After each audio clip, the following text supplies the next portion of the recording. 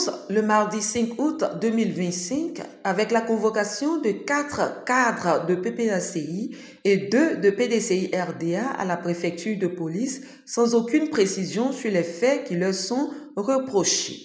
Ils y ont été auditionnés de 10h à 5h30, près de 18h d'audition. À leur sortie, le PPACI a jugé bon d'organiser une cérémonie en leur honneur le mercredi 6 août au siège du parti. Les membres de la haute direction, les élus, les militants et sympathisants sont venus nombreux saluer la bravoure de nos héros du jour.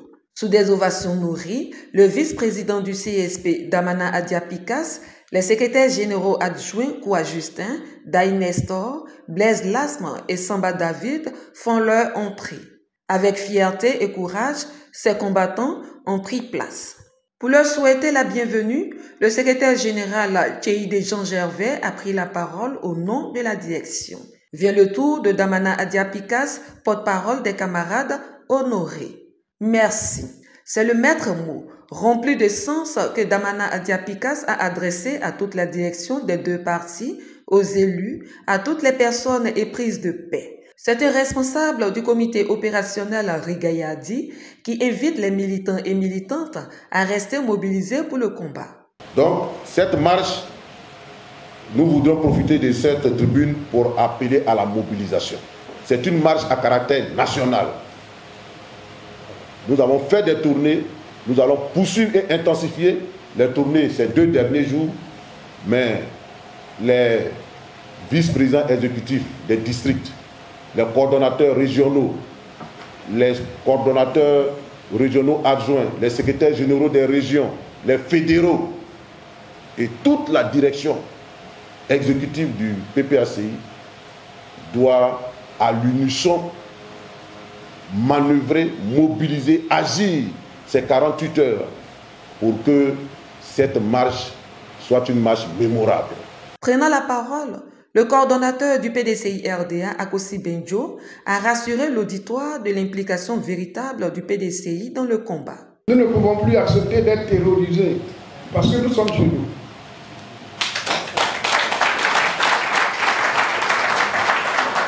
Le PDCI et le PPACI ont choisi la douleur de la discipline à la place de la douleur du regret.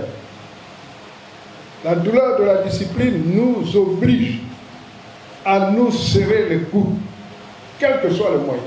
Je veux donc aujourd'hui vous dire que nous irons jusqu'au bout, parce que nous n'avons pas le choix. Le PDCI, pour une des rares fois, a compris que nous n'avons pas le choix. Le PDCI et le PPACI doivent se serrer les coudes.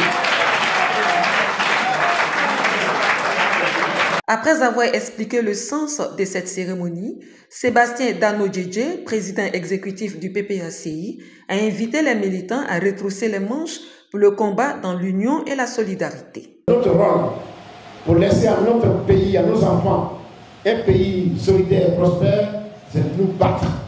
Nous battre pour que les choses changent positivement. C'est pour cela que je voulais dire, chers amis, que j'ai parlé, mais je m'associe pleinement à ce que Akosi, à ce que Tchéide, à ce que Picas, à ce qu'ils ont dit. Je m'associe pleinement à leur intervention, mais il veut dire une seule chose. Ce que j'ai vu à la préfecture de police, malgré les difficultés qu'on y a connues, j'ai senti que si on est ensemble, si on est solidaire, si on est déterminé, si on est engagé, rien ne peut nous résister. Rien ne peut nous résister. Il faut que dès maintenant, toutes nos actions se construisent dans le sens de l'unité, de la solidarité, de la fraternité et surtout de la détermination. Avec ces mots, nous sommes capables, je le disais tantôt, de soulever des montagnes. Avec ces mots, nous sommes capables d'arriver à notre objectif, qui est simple. Notre objectif est simple. Il s'agit de la dignité de la Côte d'Ivoire. La dignité de la Côte d'Ivoire. Il s'agit de lutter contre les injustices. L'injustice que subit le président Laurent Gbagbo, nous ne pouvons pas tolérer cela. À leur suite, Plusieurs membres de la haute direction et des militants ont exprimé leur soutien aux camarades. C'est avec beaucoup de fierté qu'aujourd'hui nous avons célébré nos différents camarades qui ont été, un tant soit peu kidnappés par le pouvoir en place. Pendant 18 heures, ils ont été auditionnés et ils ont été torturés, comme on pourrait le dire. Ils sont revenus encore plus forts et c'est cet exemple-là de jeunesse que la Côte d'Ivoire a besoin pour sa libération. Vous voyez que tout le temps, c'est nous qui sommes réprimandés, c'est nous qui sommes brimés.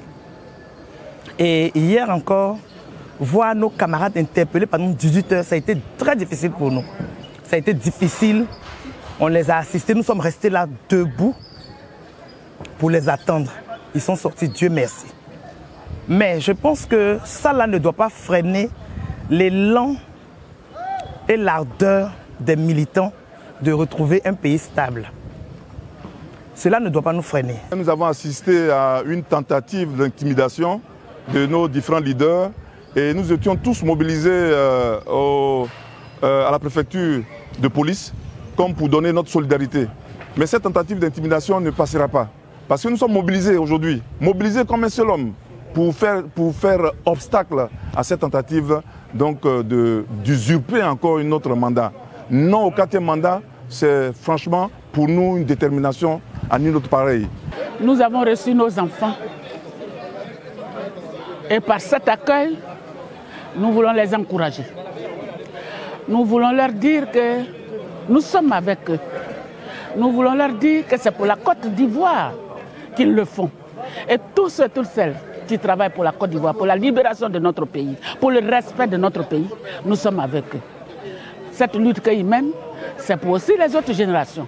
Il faut donc les accompagner. Nous sommes reconnaissants à l'endroit de la direction du parti d'avoir pensé à sacrifier à ce devoir de solidarité. Nous leur disons merci, nous disons merci surtout à tous ces militants qui sont déplacés. C'est de bon augure pour la suite. Mais allons devant. Nous sommes prêts. Le chemin de la liberté est semé d'embûches. Mais les militants et sympathisants du Front commun PPACI-PDCI sont prêts à relever les défis pour l'avènement d'une Côte d'Ivoire nouvelle.